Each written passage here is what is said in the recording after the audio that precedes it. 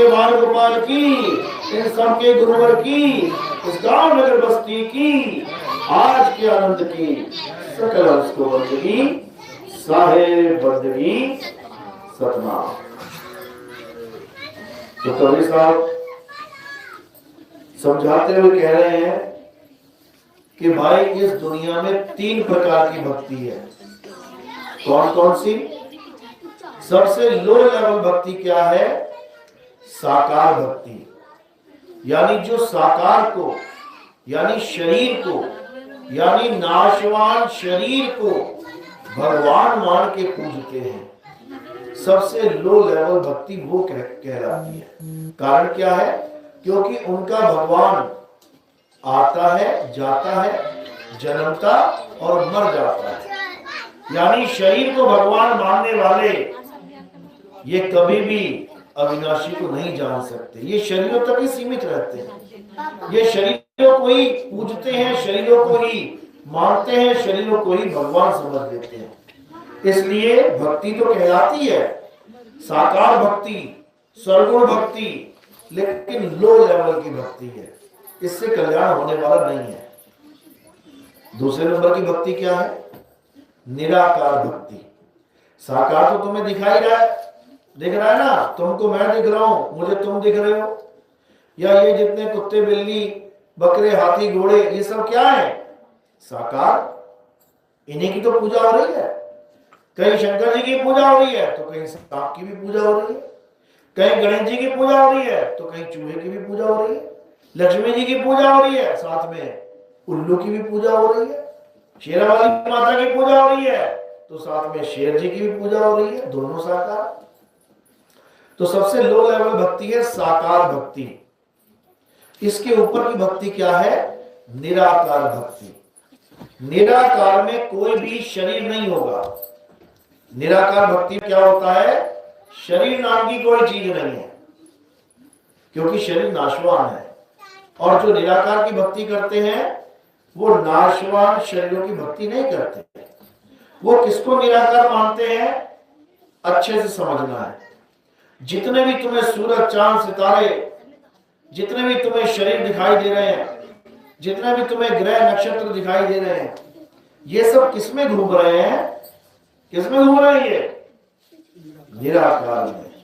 अब इस निराकार को देखें कैसे? निराकार को देखने का एक तरीका है। क्या तरीका है? दोनों हाथों को आमने सामने कर लो।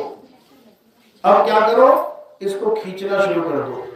अब जो गैप है दोनों हाथों के बीच में, ये क्या है? ये निराकार है। कितना ही खींच लो, कितना ही खींच लो, कितना ही खींच लो, कितना ही खींच लो, आसमान तक ले जाओ तुम खींचते हुए, सारी सृष्टि इसी में आ जाएगी। अब कुछ लोग इसको भगवान मान लेते हैं, इसको परमात्मा मान लेते हैं। आधी दुनिया साकार को पूज रही है और आधी दुनिया निराकार को पूज रही है। भगत तो बन गई, कुछ साकार के भगत बन गए, कुछ निराकार के भगत तो बन गए, लेकिन मुक्त नहीं हो पाए। कारण क्या है? क्योंकि साकार को भी जान लिया, निराकार को भी जान लिया, दोनों को जान लिया, लेकिन खुद को नहीं जान पाए कि मैं क्या हूं। जो साकार को भी देख रहा है, निराकार को भी देख रहा है, जो दोनों की भक्ति में लीन है, वो कौन है? जब तक वो खुद को नहीं जानेगा तब तक उसका कल्याण नहीं हो सकता। यानी जब तक वो अपने असली स्वरूप को नहीं जानेगा, आत्म स्वरूप को नहीं जानेगा, तब तक वो कभी मुक्त नहीं हो सकता है, चाहे कितना ही गिड़गिड़ाए निराकार के आगे। निराकार किसी का साथ देने वाला नहीं, किसी का नहीं देता। अरे जो गुरु निराकार की भक्ति कर रहे हैं और करवा रहे हैं, जो उसका प्रचार कर रहे हैं, उसका साथ नहीं देता। एक्सीडेंटों में मौतें हो जाती हैं, कोई गोली मार देता है, कोई आग लगा देता है, कोई गर्दन काट देता है, कोई सूली पे चढ़ा देता है। किसके बीच में हो रहे हैं सारे कर्म? निराकार के बीच में। अगर निराकार की ही बात करने के लिए संत आए हैं तो निराकार का फर्ज बनता है कि संत की रक्षा करे। निराकार का फर्ज बनता है कि निराकार में रहने वाले जीव तृप्त रहें, क्योंकि निराकार में ही तो रह रहे हैं, भगवान के बीच में तो रह रहे हैं। भगवान के बीच में रह के भी अगर ये दुख है, दर्द है, तो और कहां जाएं? और कहां जाएं सुख ढूंढने के लिए? परमात्मा के बीच में रह के भी लोगों के साथ दर्दनाक हादसे हो रहे हैं, लोगों के साथ इतना बुरा व्यवहार हो रहा है, दंगे हो रहे हैं, गोलियां चल रही हैं, बम फट रहे हैं, लोग मर रहे हैं, कट रहे हैं, सड़ रहे हैं, गल रहे हैं। किसके बीच में? निराकार के बीच में। तो फिर क्या करना है ऐसे निराकार का? ऐसे निराकार का हमने क्या करना, जिसके बीच में खड़े होके भी मौत छोड़ नहीं रही है? ये किसी काम का नहीं है निराकार, किसी भी काम का नहीं है। तुम कुएं में गिर जाओ, तुम निरंकार के भक्त हो, निरंकारी भी हो, तुम्हारे चारों तरफ निराकार है, तुम 100 बार बोल देना, हे भगवान प्रभु बचा लो, हे प्रभु बचा लो, बचा लो, उठा लो, कुएं से बाहर निकाल दो। निकाल देगा क्या? कूद के देख लेना एक बार, लग जाएगा पता। ये कुछ नहीं करता, ये किसी की मदद नहीं करता। मदद कौन करेगा? अगर एक आदमी कुएं के ऊपर खड़ा है और तुमने कहा भैया बचा लो, भाई साहब रस्सी फेंकेगा और तुम्हें खींच लेगा। अब समझ लो कौन है भगवान। अगर निराकार भगवान है तो ये तो किसी काम का ही नहीं है, तो किसी की मदद ही नहीं कर रहा है। ये दया का सागर नहीं है, इसके बीच में तो कटाई हो रही है और ये किसी का हाथ भी नहीं पकड़ रहा है। बताओ, किसी को रोक भी नहीं रहा है। पाप करते जाओ कभी नहीं रोकेगा। उसके बाद कहता है इतना पाप किया, आ जा बेटा भगत। अरे बाप के सामने बच्चा कोई गलत काम कर रहा है तो बाप का फर्ज बनता है कि बच्चे को रोके बच्चे को, लेकिन ये किसी को नहीं रोकता।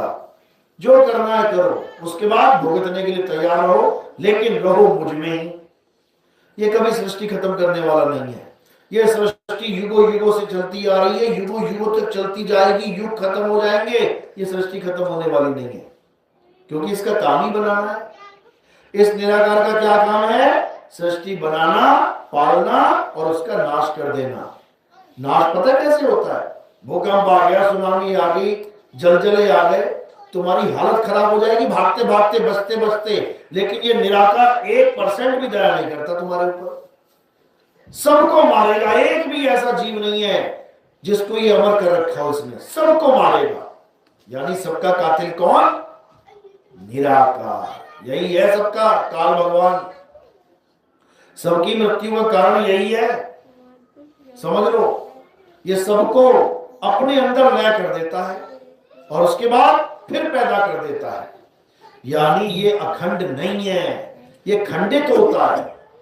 हम सब कहां से आए हैं? सूरज चांद सितारे कहां से आए हैं? निराकार में से आए हैं। तो जब निराकार में से बाहर आ गए तो खंडित हो गया, तभी तो अलग हुआ कुछ। अगर खंडित नहीं होता तो बताओ दो कैसे हो जाते? खंडित का मतलब क्या होता है? दो हो जाना, खंड हो जाना। तो निराकार में से साकार निकल आया तो खंडित हुआ, तभी तो निकला।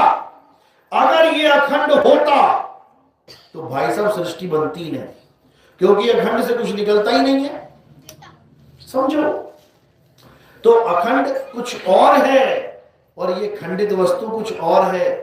हम इसको परमात्मा मान बैठे हैं। दोनों हाथों के बीच में जो गैप दिखाई दे रहा है, इसको नदौन कहते हैं। बुल्ले शाह कहते हैं नाम है विच नदौन, यानी परमात्मा इस गैप में भी नहीं है। किसी गलत फहमी में मत रहना।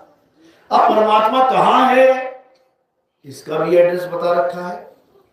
कबीर साहब ने बताया, गीता ने बताया, ऋषि मुनियों ने भी बताया है, जिनको सतगुरु मिल गए उन्होंने बताया है। तो क्या कहते हैं परमात्मा कहां है? ज्यों तिलमा ही तेल है और ज्यों चकमक में आग, तेरा साईं तुझ में है, जाग सके तो जाग। यानी परमात्मा तेरा तुझ में है, तुझसे जुदा नहीं है। तू अपने से जुदा परमात्मा की खोज कर रहा है। कभी साकार में फंस जाता है, कभी निराकार में फंस जाता है। अपनी खोज कर, तेरा साईं तुझ में है और जाग सके तो जाग। लेकिन कैसे जागेगा ये जाग ही नहीं पा रहा है। ये अज्ञानता की नींद में उलझा पड़ा है। कभी साकार कभी निराकार, कभी साकार कभी निराकार। इससे बाहर ये निकल ही नहीं पा रहा है। कैसे निकलेगा? जब सतगुरु इसके जीवन में आएंगे। तो क्या कह रहे हैं? कोई निर्गुण में रीझ रहा और कोई सरगुण ठहराए, अटपट चाल कबीर की मुंह से कही ना जाए। कहते सरगुण निर्गुण द्वंद्व पसारा और दोनों पड़ गए काल की धारा। साकार की पूजा करने वाले और निराकार की पूजा करने वाले, इन दोनों का कल्याण नहीं हो सकता, कदापि नहीं। कल्याण किसका होगा? जो अपनी आत्मा को जान लेगा। कबीर साहब क्या समझा रहे हैं? जल में नींद प्यासी, मोहे देखत आवे हासी, आत्म ज्ञान बिना नर भटके, कभी काबा कभी काशी। कौन सा ज्ञान? आत्मज्ञान।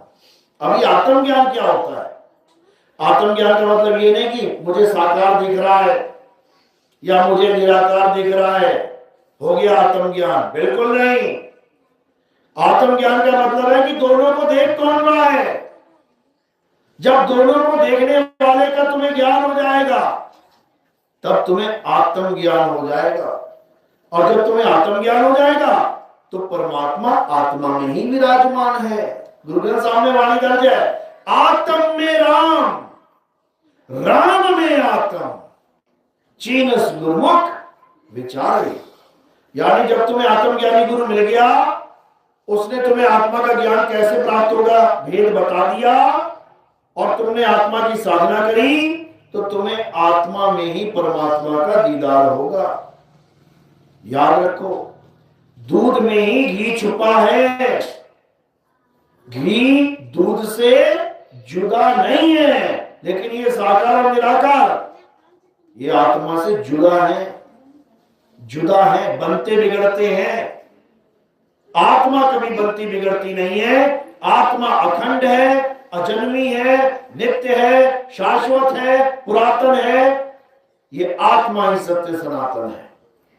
हे अर्जुन, इस आत्मा को ना तो कोई शस्त्र काट सकता है, ना अग्नि जला सकती है, ना वायु सुखा सकती है, ना जल भिगो सकता है।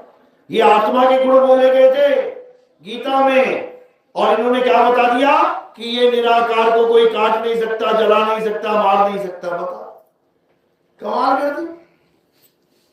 अरे आकाश तत्व है, इस पूरे आकाश में ये ग्रह स्थित है। तुम आकाश को क्या काटोगे, जलाओगे? वो तो एक तत्व है, सूक्ष्म से भी सूक्ष्म तत्व है, और उस तत्व की उत्पत्ति होती है।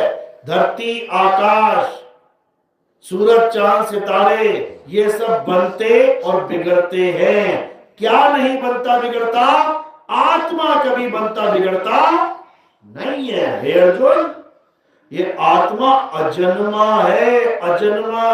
ये निराकार नहीं, आत्मा, जिसकी वजह से ये काया चल रही है, जिसकी वजह से तुम खा रहे हो, पी रहे हो, नहा रहे हो, धो रहे हो, जिसकी वजह से तुम सत्संगों में घूम रहे हो, जा रहे हो, गाड़ी चला रहे हो, उस आत्म तत्व की वजह से ये नाशवान शरीर जीवित हुआ बैठा है, जो एक दिन निराकार में मिल जाएगा जाके।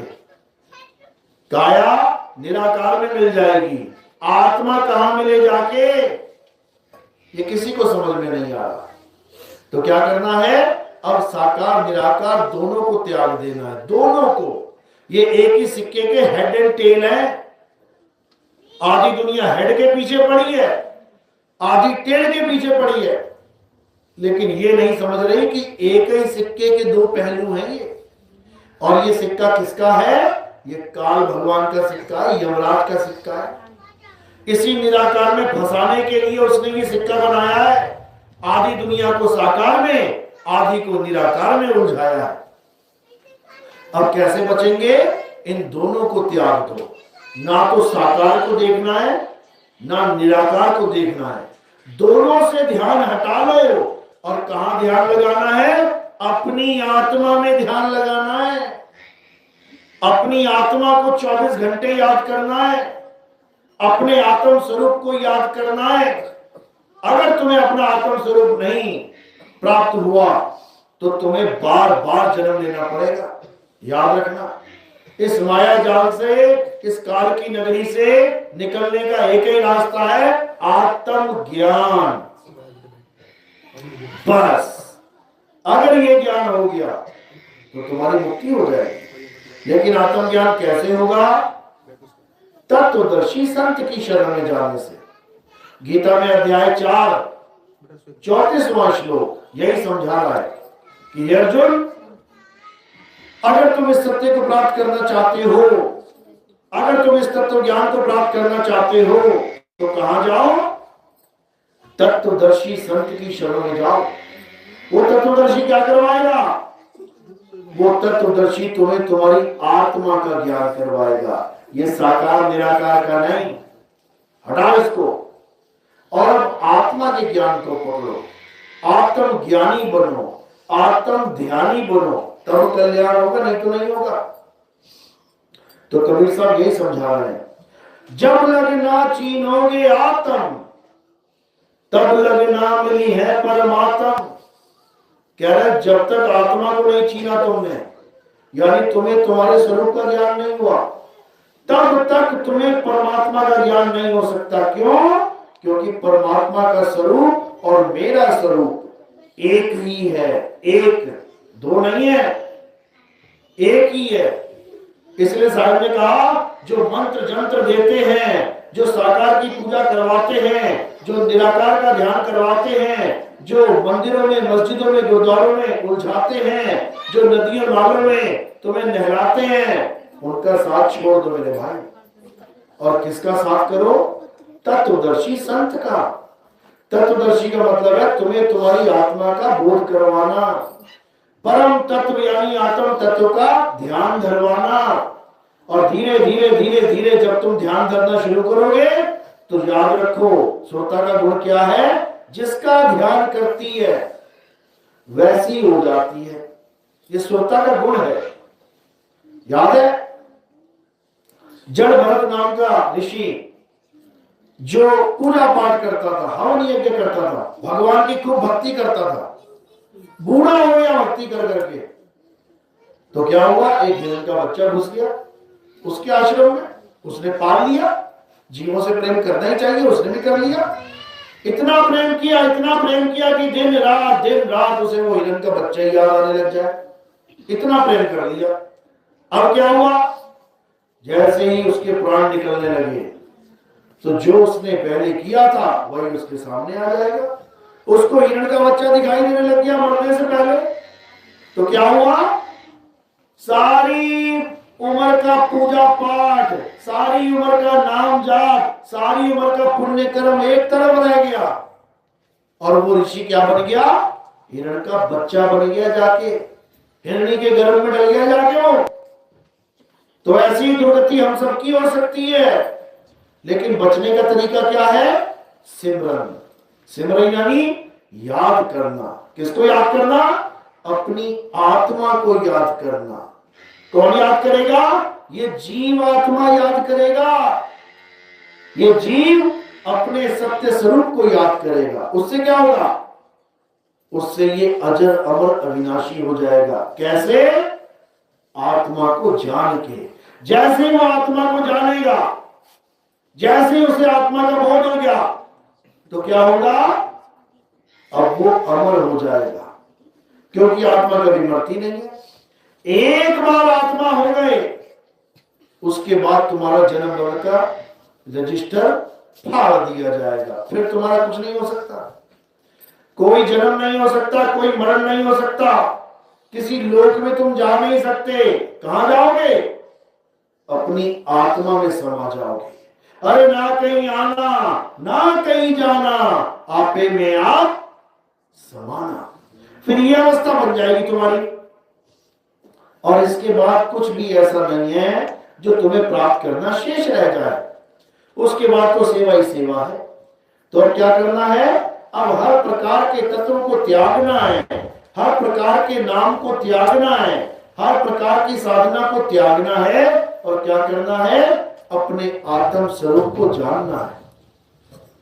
कबीर साहब समझा रहे, गुरुआ तो घर घर फिरे, कौड़ी केर 50, अपने रूप की खबर नहीं और शिष्य करण की आस। कहते गुरुआ तो घर घर फिरे, ये डारे की डारे, ये लाइनों की लाइनें निकल रही हैं गुरुजी बन के। सफेद कपड़े पहन लेंगे, दाढ़ी बढ़ा लेंगे, बढ़िया मूछें बढ़ा लेंगे, लंबे बाल कर लेंगे, जटाएं बांध लेंगे, हो गए बाबा जी। अपने रूप की खबर नहीं, अपने आत्म स्वरूप के बारे में कुछ नहीं पता, शिष्य करण की आस, चेले ढूंढने में लग जाएंगे। आ भैया नाम ले ले, आ तू भी नाम ले ले, आ तू भी नाम ले ले। क्यों ले ले, क्या कारण है? गुरुजी क्यों बनना पड़ गया? तो क्या कह रहे हैं? अरे घर घर मंत्र देत फिरत है, ये माया के अभिमाना और गुरुआ सहित शिष्य सब बूढ़े, अंत काल पछताना साधो देखो ये जग बौराना। यानी जो गुरुजी बन के बैठा और तुम्हें बता रहा है ये नाम जप ले, ये नाम जप ले, ये अपने रूप की खबर नहीं, उसे अपने स्वरूप का ज्ञान ही नहीं है। नहीं तो कोई गुरु नाम नहीं जपवाएगा तुम्हें। सच्चा गुरु कभी किसी को नाम नहीं जपवाता, वो नाम छुड़वाता है। मदन साहब क्या कह रहे हैं? सोई गुरु पूरा कहावे, जो 2 अक्षर का भेद बतावे, एक छुड़ावे एक लखावे, तब प्राणी निज घर को जावे। कितना क्लियर बता दिया। और क्या बताएं कि ऐसा गुरु मिल जाए जो 2 अक्षर का भेद बता दे, उन 2 अक्षरों में से एक को छुड़वा दे और दूसरे को लखा दे। किसको छुड़वा दे? ये जितने भी 52 अक्षर हैं, ये जितने भी 26 अक्षर हैं, ये जितने भी 84 अक्षर हैं, ये जितने भी अक्षर दुनिया भर के अक्षर अक्षर अक्षर अक्षर अक्षर सबको छुड़वा दे। हिंदी के नाम छोड़ दो, पंजाबी के नाम छोड़ दो, अरबी के नाम छोड़ दो, अंग्रेजी के नाम छोड़ दो, German, Italy, France, Chinese, Dutch, सारे नाम छोड़ दो और क्या करो? एक लखावे, अपनी आत्मा से जुड़ जाओ, आत्म स्वरूप से जुड़ जाओ और फिर धीरे धीरे धीरे धीरे तुम्हें परमात्मा का मिलन हो जाएगा तुम्हारे साथ। बस इतनी सी बात है। लेकिन ये बात समझने में पूरा पूरा जीवन बीत जाता है लोगों का। इसलिए साहिब समझा रहे हैं, लाखन में कोई समझ ना पाई है और कोटि मध्य जानेंगे, कहे कबीर सुनो भाई साधो, हमें बिरले हंस पहचानेंगे। कहते हैं हमें बिरले हंस पहचानेंगे। सबके बस की बात नहीं है कि तुम नितिन दास को समझ पाओ कौन है। तुम केवल शरीर समझ सकते हो कि ये बैठा है दाढ़ी मूछ टोपी लगा के, ये तुम्हें केवल दिखाई दे रहा है। ये काया तुम्हें दिखाई दे रही है, ये काया है, नितिन दास नहीं है। नितिन दास ना साकार है ना निराकार है। सरगुण निर्गुण, साकार निराकार, दोनों से न्यारा, जानेगा कोई जाननहारा। नितिन दास क्या है? नितिन दास आत्मा है। आत्मा, इसी आत्मा को जानना है और कुछ नहीं करना। तो आप क्या हो? आप भी शरीर नहीं हो कि तुम अपने आप को आदमी और औरत मान के बैठ गए, तुम अपने आप को बच्चा बूढ़ा जवान मान के बैठ गए। जब तक तुम अपने आप को आदमी औरत बच्चा बूढ़ा जवान मानोगे तब तक तुम्हारी मुक्ति होने वाली नहीं है। क्यों? क्योंकि जब तक तुम ये मानोगे अपने आप को, मरोगे 101%। अपने आप को आदमी मानोगे तो आदमी तो मरेगा, अपने आप को औरत मानोगे औरत तो मरेगी, अपने आप को बच्चा बूढ़ा जवान मानोगे एक दिन मरना पड़ेगा। लेकिन अगर तुमने अपने आप को आत्मा करके जान लिया कि मैं एक आत्मा हूं, अब बताओ कब मरोगे? कितने साल बाद? 1000 साल बाद आत्मा मर जाती है। 1000 साल बाद, 1 लाख साल बाद, 1 करोड़ साल बाद, 1 अरब साल बाद समय की भी मृत्यु हो जाएगी, समय भी खत्म हो जाएगा। तब भी तुम सदा सदा सलामत हो। इसलिए गुरबाणी में कहता है, क्या कहते हैं गुरबाणी में? तू सदा सलामत निरंकार। निरंकार, निराकार नहीं। निरंकार को निराकार बना दिया इन लोगों ने। निरंकार का मतलब होता है आत्मदेव। आत्मा ही निरंकार है, आत्मा ही ओंकार है। कबीर साहब समझा रहे हैं, कह रहे ओंकार आदि में जाना। ओंकार को मैंने आदि जाना। आदि मतलब शुरुआत से भी शुरुआत, यानी उसकी कोई शुरुआत ही नहीं है। ओंकार आदि में जाना, लिखे और मेटे ताही ना माना। अगर कोई लिखने और मेटने वाले को नाम समझ बैठा है, जो भी तुम जप रहे हो उसको कागज पे लिखो, और अगर वो रबड़ से मिट जाए, इसका मतलब वो नाम नहीं है, वो तो अक्षर है, वो तो वामन अक्षर है, नाम नहीं है। नाम क्या होता है? नाम आत्मा का पर्यायवाची है। आत्मा को ही नाम कहते हैं, और आत्मा सत्य है, इसीलिए उसे सतनाम कहते हैं। समझ जाओ, आत्म सत्य यानी सतनाम। सतनाम को पाकर काम बनेगा। तो कबीर साहब यही समझा रहे हैं, सत्य नाम को सिमर के तर गए पतित अनेक, तेहि कारण नहीं छोड़िए सत्य नाम की टेक। कबीर साहब ने ये नहीं कहा निराकार की पूजा कर लो। कबीर साहब ने ये नहीं कहा मंदिर में चले जाओ, पूजा पाठ करो, हवन यज्ञ करो। कबीर साहब ने ये नहीं कहा कि पोथियां पढ़ते रहो, ज्ञानी बन जाओ। कबीर साहब ने क्या कहा? सत्य नाम को सिमर के। किसका सिमरन करना है? सत्य नाम का। जाप नहीं कि तुम जपने लग जाओ सत्य नाम सत्य नाम सत्य नाम सत्य नाम, बिल्कुल नहीं।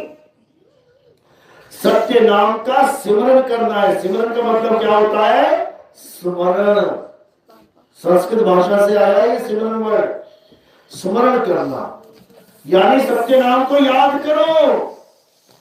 सत्य नाम कोई नाम नहीं, ये है आपन रूप, और जो जाने इस भेद को पावे आप स्वरूप।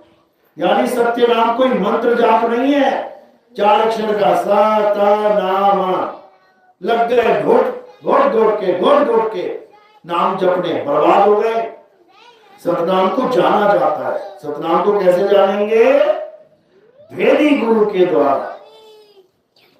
भेदी गुरु समझाएगा कि सतनाम क्या होता है, वही सतगुरु है। बाकी जितने भी गुरु हैं किसी काम के नहीं, किसी काम के नहीं। कबीर साहब वाणी में बता रहे हैं, सतगुरु सोई सतनाम बतावे, बाकी गुरु कोई काम न आवे।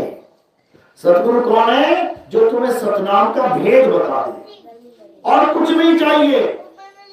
सत्य नाम है सार, बूझो संत विवेक करी, उतरो भवजल पार। सतगुरु का उपदेश यही। कह रहे सत्य नाम है सार। सार यानी आत्मा, असार यानी शरीर, सार यानी जिसका जन्म मरण नहीं होता, असार यानी जो जन्मता और मर जाता है। समझो, तो सतनाम क्या है? सतनाम आत्म स्वरूप है।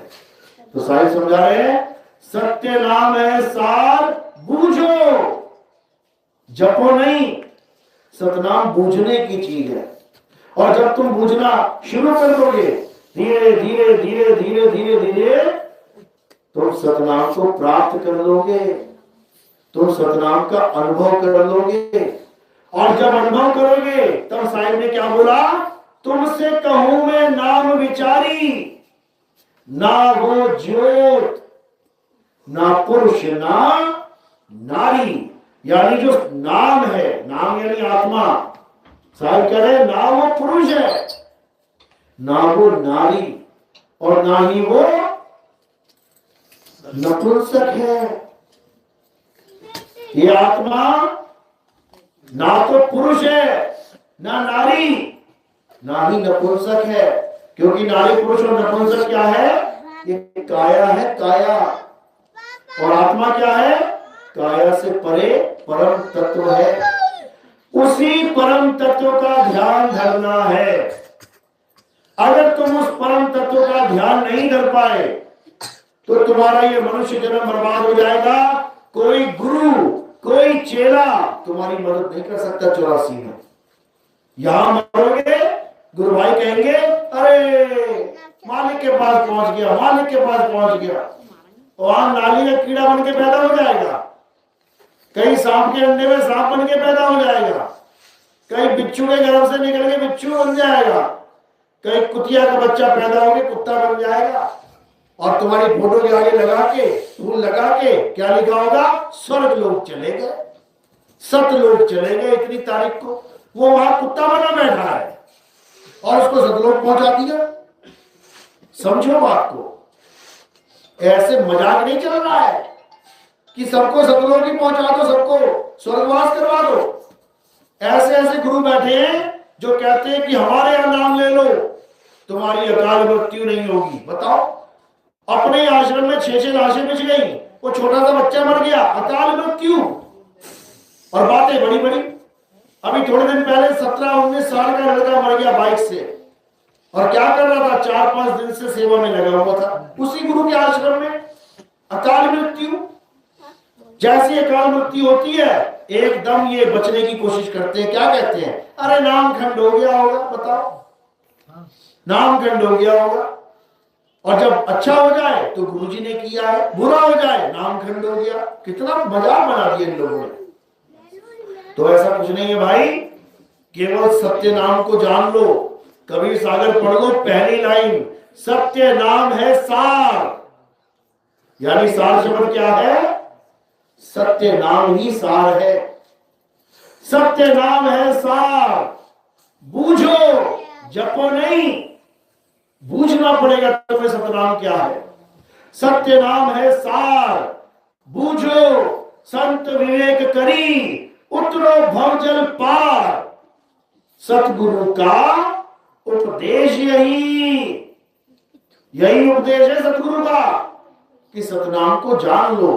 सतनाम को प्राप्त करते ही तुम्हारे जन्मों जन्मों के कर्म खत्म हो जाएंगे। ज्यों ही सतनाम हृदय धरेया, भयो पाप का नाश। जैसे चिंगारी अग्नि की, पड़ी पुरानी घास। बात तो ये करेंगे कई लोग, लेकिन सतनाम को क्या बना देंगे? काल भगवान का नाम है, अक्षर पुरुष का नाम है। बताओ, वो कह रहे हैं सतनाम से तुम्हारे कर्म कट जाएंगे। और ये कर्म किससे कटवा रहे हैं? काल भगवान के और अक्षर पुरुष के नाम से। जबकि कर्म किसके नाम से कटते हैं? परमात्मा के नाम से कर्म कटते हैं। काल कब से कर्म काटने लग गया? काल कभी कर्म नहीं काटता। काल तो कर्मों का भुगतान भुगताता है। विष्णु जी को नारद के साथ मजाक करना भारी पड़ गया, भुगतान भुगतवाया, 14 साल धक्के खिलवाए वन में, फिर कर्म करवा दिया, बागी के तीर मरवा दिया। उसका एक तीर अगले युग में उसी की मृत्यु बन के आ गया। कृष्ण बन के पैर में तीर खाना पड़ा। कहां कर्म कटे भाई? काल भगवान की साधना में लीन है सारे, फिर भी कर्म नहीं कटे। कर्म काटने का काम परमात्मा करता है। ये ओम सोम नहीं कर सकता, नहीं कर सकता ओम सोम। ये झूठ को दिमाग से निकाल दो और सत्य को जानो। सत्य क्या है? हे अर्जुन, आत्मा ही सत्य है। जीव मत मान लेना इसको। जब मैं आत्मा बोलता हूं, वो जीव नहीं है, वो परमात्मा का नाम है। क्योंकि संतों ने क्या कहा? आत्मा सो परमात्मा, जीव सो परमात्मा नहीं कहा। समझ लो। तो आत्मा सो परमात्मा कैसे होगा? उसका उपाय गीता में भी बताया हुआ है, लेकिन उसका भेद नहीं बताया। गीता में क्या बताया, क्या करना है? अध्याय 3 17वां श्लोक, हे अर्जुन, जो अपनी आत्मा में रमण करते हैं, जो अपनी आत्मा में तृप्त हैं, जो अपनी आत्मा में संतुष्ट हैं, उनके लिए कोई धार्मिक कर्म कर्तव्य लागू ही नहीं होता। यानी वो हिंदू है और आत्मा में लीन है, उसे किसी मंदिर में जाके पूजा पाठ करने की जरूरत नहीं, उसे किसी पीपल की पूजने की जरूरत नहीं, उसे कोई तुलसा की पूजने की जरूरत, उसे कोई देवी देवता पूजने की जरूरत ही नहीं। अगर कोई मुसलमान हो के आत्मा में लीन है, उसे नमाज पढ़ने की जरूरत नहीं, उसे कुरान पढ़ने की जरूरत नहीं, उसे कुछ करने की जरूरत नहीं। अगर कोई सिख भाई आत्मा में लीन है, उसे गुरु ग्रंथ साहब पढ़ने की जरूरत नहीं, उसे वाहिगुरु वाहिगुरु जपने की जरूरत नहीं, उसे कोई बड़े बड़े जयकारे लगाने की जरूरत नहीं, क्योंकि वो आत्मा में लीन है, आत्मा में तृप्त है, आत्मा में संतुष्ट है। संतुष्टि का मतलब होता ही है कि मैं संतुष्ट हूं, मुझे कुछ नहीं चाहिए, इसको कहते हैं संतुष्ट। अगर अभी भी कुछ चाहिए तो इसका मतलब संतुष्ट नहीं है। इसी प्रकार अगर कोई ईसाई भाई आत्मा में लीन है, आत्मा में तृप्त है, आत्मा में संतुष्ट है, तो उसे किसी चर्च वर्च में जाने की जरूरत नहीं है, उसे किसी ईसा मसीह की पूजा करने की जरूरत नहीं है, उसे कोई प्रेयर करने की जरूरत नहीं है। क्यों? क्योंकि वो आत्मा में लीन है। समझो बात को। तो धर्म कोई भी है, जात कोई भी है, संप्रदाय कोई भी है, गुरु कोई भी है, इससे कोई फर्क नहीं पड़ता। फर्क इससे पड़ता है कि तुम्हारे पास आत्मज्ञान है कि नहीं है, इससे फर्क पड़ता है। तो आत्मज्ञान का मतलब है सच्चा ज्ञान, और ब्रह्म ज्ञान का मतलब है अधूरा ज्ञान। समझो, ब्रह्म ज्ञान क्या है? अधूरा ज्ञान। और आत्म ज्ञान क्या है? पार ब्रह्म ज्ञान। पार किसके पार? ब्रह्म के पार। समझो, जैसे ब्रह्म एक नदी है, तो नदी का ज्ञान मिला तो नदी में छलांग मार दी, क्या होगा? मरोगे। और नदी के पार, उसको क्या बोलेंगे? पार नदी ज्ञान। नदी के पार, नदी में नहीं जाना है, नदी के पार में जाना है, ब्रह्म में नहीं समाना है, ब्रह्म के पार जाना है। कैसे जाओगे? जब तुम्हें पार ब्रह्म का ज्ञान मिलेगा, पार ब्रह्म परमेश्वर का ज्ञान मिलेगा, ब्रह्म का नहीं। कबीर साहब समझा रहे हैं, अरे ब्रह्म बड़ा की जहां से आया, वेद बड़ा की जिन निर्माया, ई मन बड़ा की जही मन माना, ये राम बड़ा की राम ही जाना, ब्रह्म ब्रह्म कबीरा फिरे उदास, तीर्थ बड़ा या तीर्थ का दास। कौन बड़ा है? तीर्थ बड़ा होता है या लाखों भीड़ जो जाती है वो बड़ी होती है? कौन है महान? एक बहुत बड़ा तीर्थ है, बहुत मशहूर है, लेकिन वहां 100 साल कोई ना जाए तो क्या बन जाएगा? वो कोई कीमत नहीं, इसकी कोई कीमत नहीं। और एक छोटा सा तीर्थ है, लाखों लोग पहुंच जाए वहां पे तो क्या हो जाएगा? अरे बहुत बड़ा तीर्थ है, लाखों लोग जाते हैं वहां पे। यानी तीर्थ बड़ा की तीर्थ का दास। कौन बड़ा है? तीर्थ का दास बड़ा है, लेकिन दास अपने आप को पहचान ही नहीं रहा है। दास अपने आप को घास समझ के बैठा हुआ है, करे तो करे क्या? इसलिए जब तक तुम किसी की पूजा करोगे, जब तक तुम किसी और को भगवान मानोगे, जब तक तुम किसी और को महान मानोगे, तुम्हारा कल्याण नहीं हो सकता। तो क्या करना है? तू सिमरन किसका करे, तू ही है आपे आप। अपने असली स्वरूप को पहचान, तुझे परमात्मा का स्वरूप जरूर मिलेगा, क्योंकि वो दोनों एक ही हैं, एक ही हैं। संतो अविगत से चला आया, कोई मेरा भेद मर्म ना पाया, ना हम लीना गर्भ बसेरा, बालक होए दिखलाया, संतो अविगत से चला आया। हाड चाम मेरे नहीं, क्या कह रहे हैं? हाड चाम मेरे नहीं, ये हाड चाम का शरीर नहीं है। ना मेरे घर दासी, जुल्हा का सुत आन कहाया, जगत करे मेरी हासी। कहते जुलाई का बेटा कहलाता हूं मैं, जगत हंसता है मेरे ऊपर, जुलाई को गुरु बना लिया। लेकिन लोग नहीं समझ पाते कि मैं कौन हूं, लोग नहीं जान पाते कबीर कौन है। जब कबीर को समझ लोगे तो तुम्हें समझ में आ जाएगा कि मनमाजरा चल क्या रहा है। तो क्या कह रहे हैं? सत्य स्वरूपी नाम साहिब का, सो निज नाम हमारा। कहते हैं हमारे परमात्मा का जो नाम है वही मेरा नाम है, और जो मेरा नाम है वही तेरा नाम है। अपने नाम को पहचान, अपने स्वरूप को पहचान।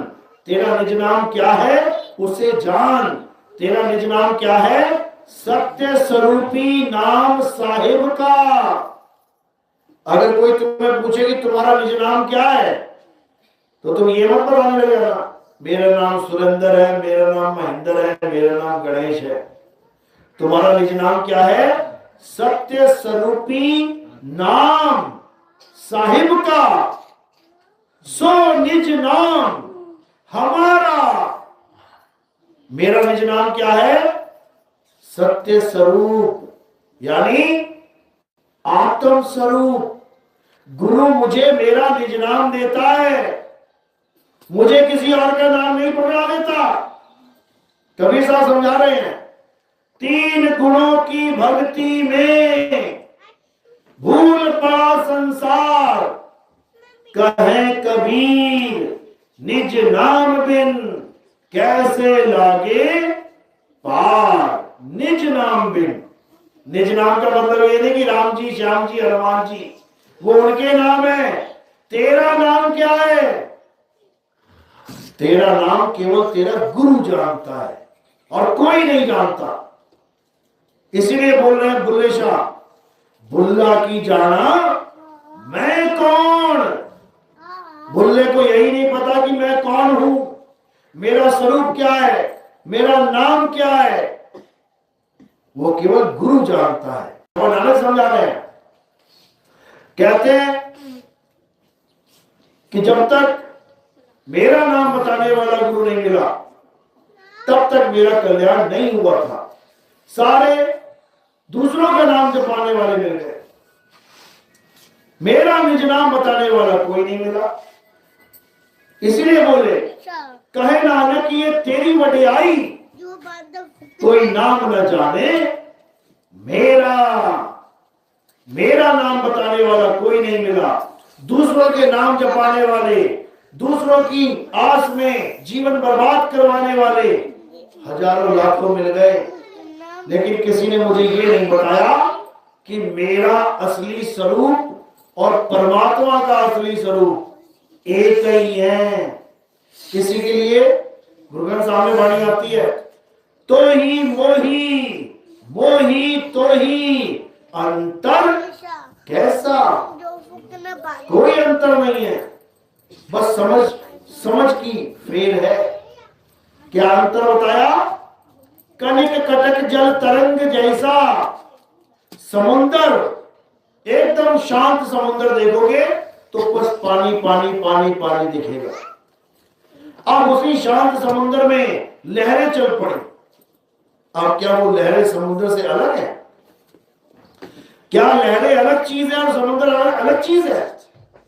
अरे लहरें भी पानी है और समुद्र भी पानी है। फर्क क्या है? समुद्र अचल है, वो चल नहीं रहा, और लहरें चल रही हैं, चलती जा रही हैं, चलती जा रही हैं। बस इतना फर्क है। अब सतगुरु क्या करता है? उस चलती हुई लहर को क्या करता है? शांत कर देता है। बस जैसी लहरें शांत हुई, समुद्र ही है, लहरें खत्म।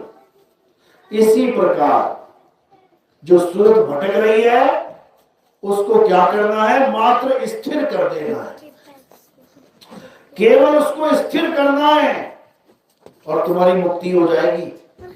तो कह रहे सूरत फंसी संसार में, ता से पड़ गई दूर, सूरत बांध स्थिर करो, आठों पहर हुजूर। यानी आठों पहर 24 घंटे एक ही काम करना है, और वो क्या करना है? सूरत बांध स्थिर करो, यानी गुरु से आत्मा का भेद प्राप्त करो और अपनी आत्मा में रम जाओ। अपनी आत्मा में रम गए तो आत्मा ही हो जाओगे। अभी शरीर में रमे हुए हो, इसलिए काया समझ रहे हो अपने आप को। मेरा हाथ, मेरा पैर, मेरी आंख, मेरा ये, मेरा वो, बोलता तो मेरा मेरा मेरा है, लेकिन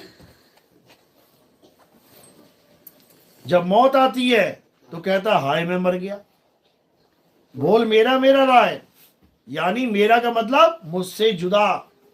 हाथ मुझसे जुदा, पैर मुझसे जुदा, आंख मुझसे जुदा, कान मुझसे जुदा, खाल बाल मुझसे जुदा। लेकिन जब ये हाथ पैर खाल बाल मरते हैं तो क्या कहता है? हाय मैं मर गया। अब क्यों नहीं कह रहा कि मेरा शरीर मर रहा है, मैं नहीं। जिस दिन ये समझ में आ गया उस दिन अमर हो जाओगे, अमर। समझे?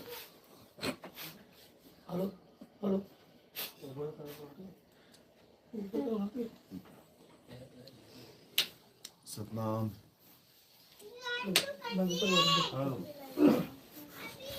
चलो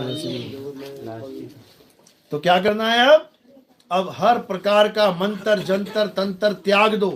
आंखें खोलने के बाद जो कुछ दिख रहा है सब त्याग दो, सब। क्योंकि जो दिखे सो माया। ये संसार माया है। किससे बना है? दो प्रकार के तत्वों से बना है, एक साकार और एक निराकार। इसी से बना है संसार। दोनों को त्याग दो, साकार भी त्याग दो, निराकार भी त्याग दो, दोनों से न्यारे हो जाओ तो क्या बचा? आत्मा बची। उस आत्मा का मंथन करो, उस आत्मा का ज्ञान प्राप्त करो, उस आत्मा में लीन हो जाओ। उसके बाद कुछ नहीं चाहिए, ना साकार ना निराकार, दोनों को त्याग दो, दोनों का करो बहिष्कार, तब कल्याण होगा। चलो तो आज का सत्संग यही समाप्त करते हैं। अब आरती का समय है। आरती कैसे करेंगे समझ लो। आरती के बाद सवाल जवाब हो सकता है। अगर किसी के मन में कोई शंका है, अगर किसी के मन में कोई सवाल है तो वो आरती के बाद कर सकता है। हर प्रकार के सवाल का जवाब दिया जाएगा, शंका समाधान किया जाएगा।